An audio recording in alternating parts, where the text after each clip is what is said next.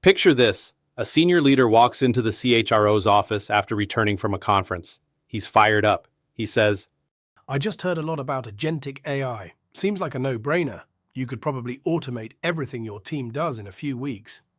if you work in HR or L&D, you may have already had that conversation. And if you haven't yet, you will. If only it were that easy.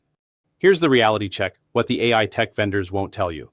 IDC research conducted with Lenovo found that 88% of AI proofs of concept never reach production. For every 33 pilots a company launches, only 4 actually make it to a live environment. MIT puts it even more starkly.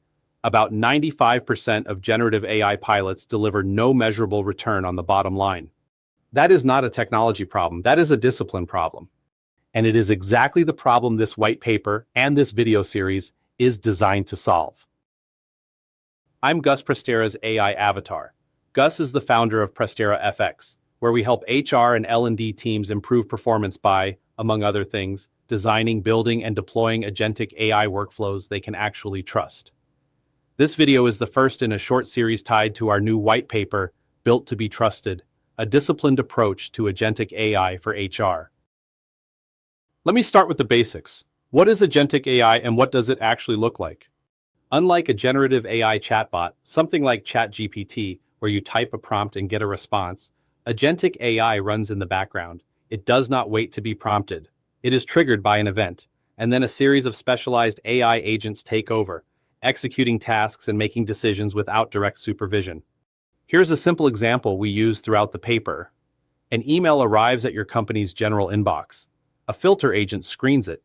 An analysis agent reads the tone, sentiment, and intent.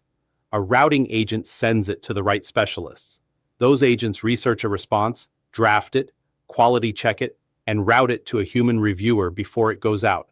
10 steps, 6 agents, 1 human checkpoint, and the whole thing runs automatically. Now, why should HR leaders care? Because the processes most ripe for this kind of automation are the ones already living inside HR.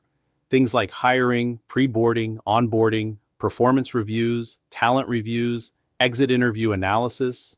HR runs a lot of programs every year, and those programs demand a great deal of administration.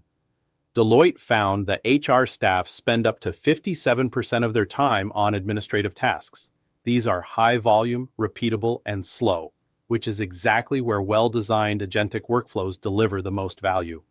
So what separates the 5% that succeed from the 95% that don't?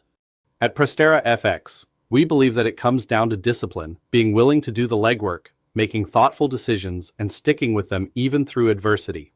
We approach agentic AI projects through 5 phases. Process engineering, designing the right process before you automate it. Agent development, defining each agent's role, capabilities, and guardrails. Workflow development, wiring the agents into an end-to-end process. Process validation, pressure testing until the workflow is ready to ship. And process sustainment, deploying, monitoring, governing, and continuously improving. Alongside those 5 phases, 5 design principles guide every project we run. We start with good process. Provide context, use narrowly defined agents, test iteratively and relentlessly, and keep humans essential. The rest of this series dives into each of those principles, because that is where the real lessons live. The full white paper goes deep on all 5 phases, the design principles, and a real-world example of an agentic workflow we built and deployed. The link to the full article is in the comments below. If you're exploring your first agentic AI project, or you want a thought partner who has been through this before, reach out. I'd love to talk.